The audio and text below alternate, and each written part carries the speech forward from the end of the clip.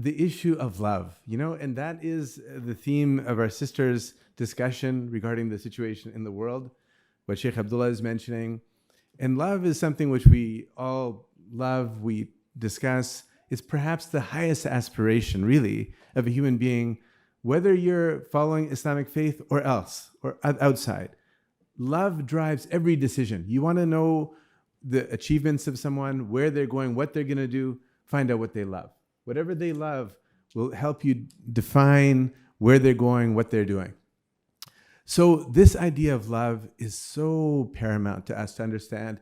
And what more beautiful a topic than understanding the love of the companions for our Prophet ﷺ, or the love of a prophet towards his followers, or the love of a prophet towards Allah subhanahu wa ta'ala, or the love of Allah subhanahu wa ta'ala towards our Prophet.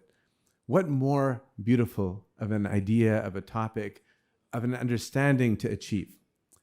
من عاد لي وليا فقد آذنته بالحرب وما تقرب إلي عبدي بشيء أحب إلي مما افترضته عليه وما زال عبدي يتقرب إلي بالنوافل حتى أحبه. Our Prophet, he says this, that speaking through sanad through Jibreel alayhi salatu salam, talking about Hadith al-Qudsi.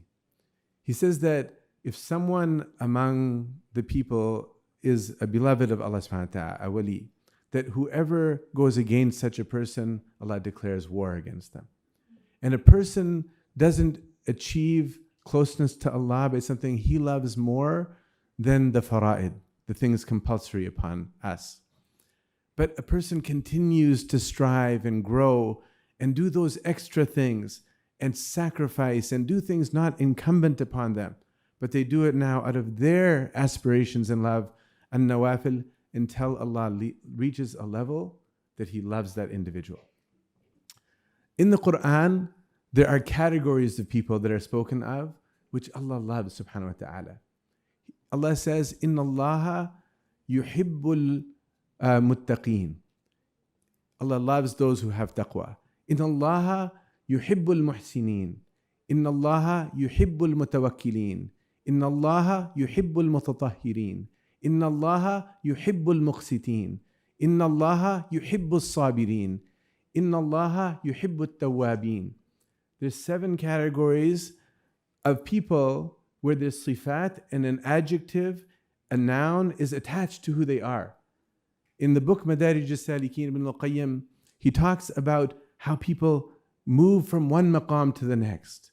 You start being a mukhbit with humility, and that's your pathway to enter the progression of your soul as you reach higher levels and qualities within you.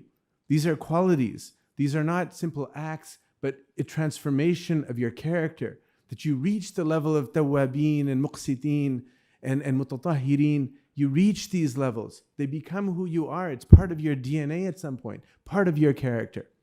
But there's 2 elements in which an adjective is not attached to the qualities that Allah loves. It's a verb, it's an activity.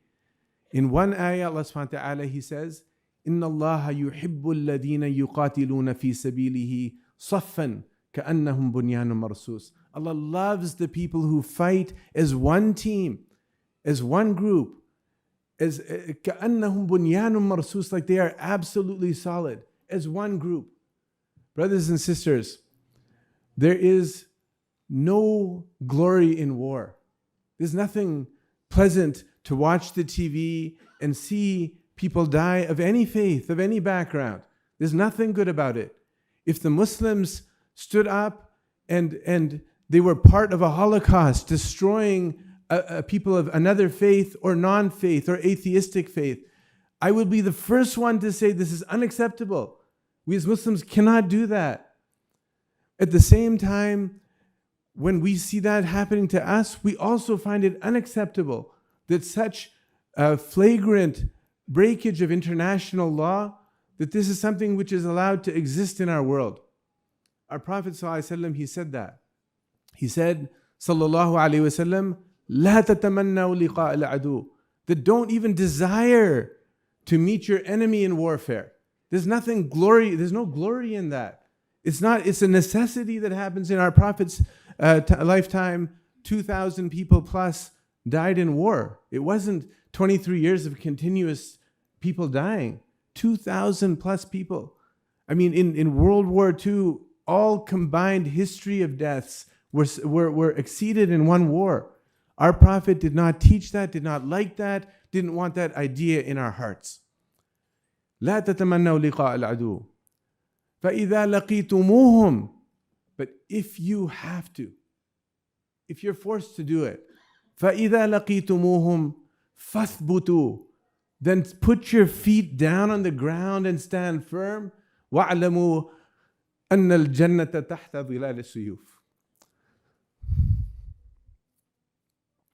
And remember that Jannah is under the shade of the sword. That doesn't mean there's a desire to fight. And that doesn't mean that jihad is all qital. But there's moments in history. There's events that move and shake the world.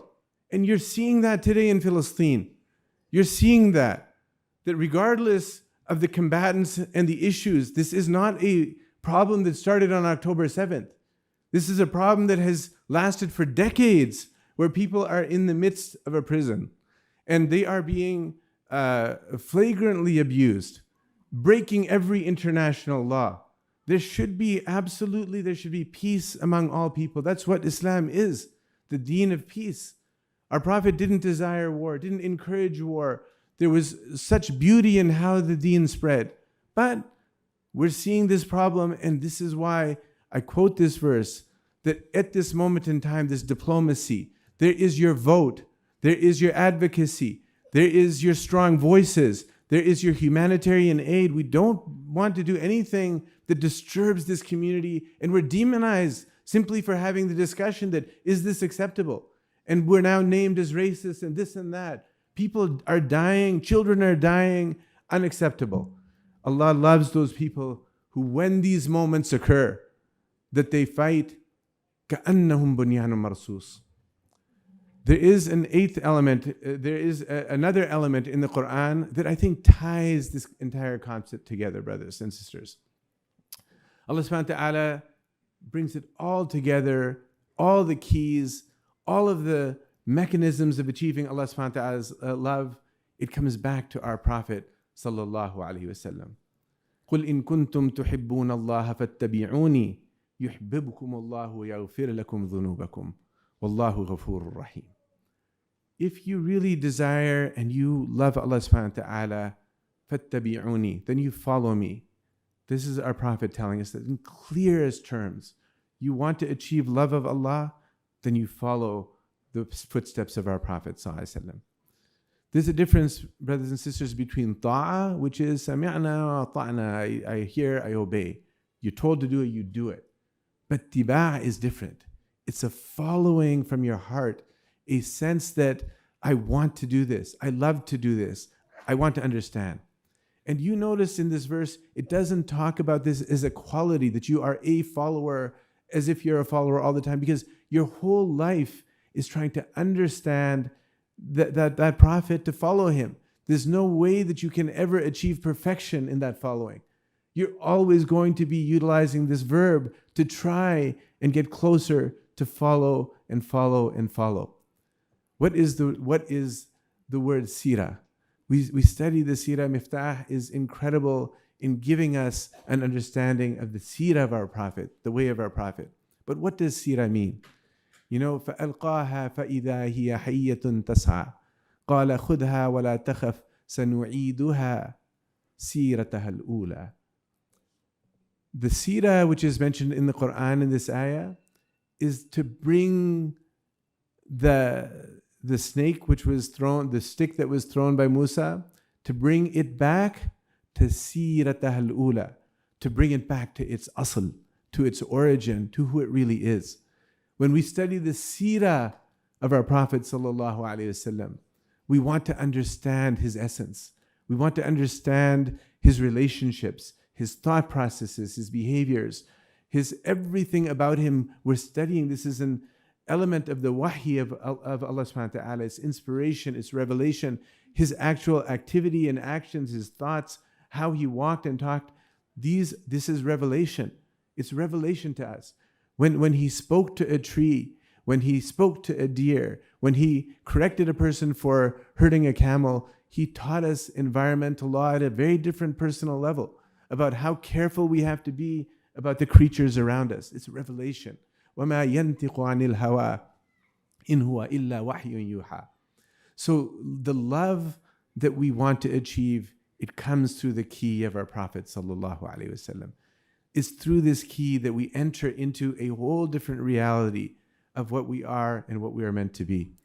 Brothers and sisters, there's no ends to this discussion, and I will leave you with those words that maybe one day, if we follow this way as best as we can, none of us are perfect, certainly not myself, but if we can follow this way, maybe one day we'll be among those, like our Prophet mentioned about Mu'adh ibn Jabal, Inni uhibbuka ya Mu'adh, one of the few Sahaba that he specifically mentioned those words to. What a day that would be if we meet our Prophet and he says that to us. وَأَقُولُ قَوْلِي هَذَا وَأَسْتَغْفِرُ اللَّهَ لِي وَلَكُمْ.